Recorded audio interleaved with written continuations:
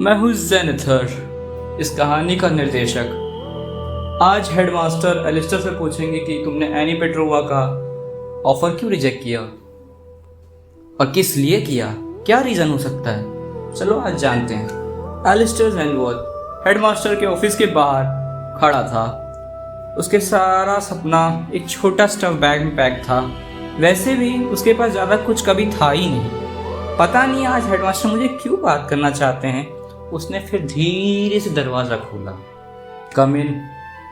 फिर magister veins की आवाज़ आई, यानी कि जो प्रिंसिपल है उसकी आवाज़ आने लगी और बोले कि डेस्क की पहली तरफ मैसी तो नहीं लग रहा था। शेल्फ्स हर जगह ऑर्गेनाइज थे और पूरा रूम यूजुअली काम लग रहा था। और प्रिंसिपल विंडो के पास खड़े बाहर देख रहे थे। एलिस्टर ने अपना थ्रोट क्लियर किया।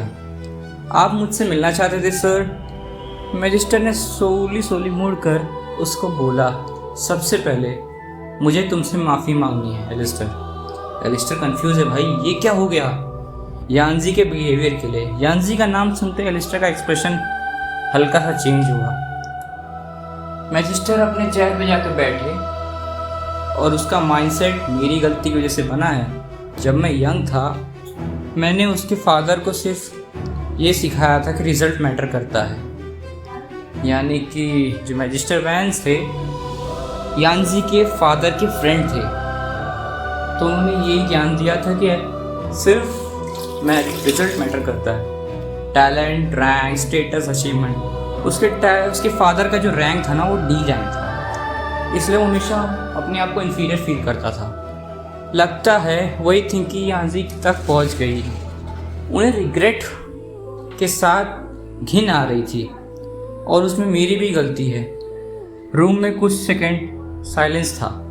फिर एलिस्टर ने पूछा, क्या इसीलिए आपने मुझे यहाँ बुलाया है? मैजिस्टर ने उनकी आंखों में देख के कहा, नहीं, मुझे समझाना था तुमने एनी का ऑफर रिजेक्ट क्यों किया।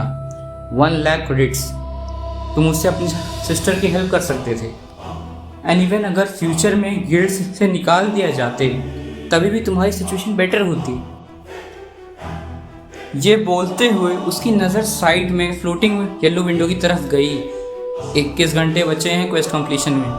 उसका हार्ट बीट फास्ट हो गया। अगर ये सिस्टम रियल है और क्वेस्ट फेलियर सच में देता है तो मैं मर नहीं सकता। मियो को अकेला छोड़कर नहीं। मियो के फेस उसके माइंड में फ्लैश हुआ। उसने क्विकली कुछ कैलकुलेट किया।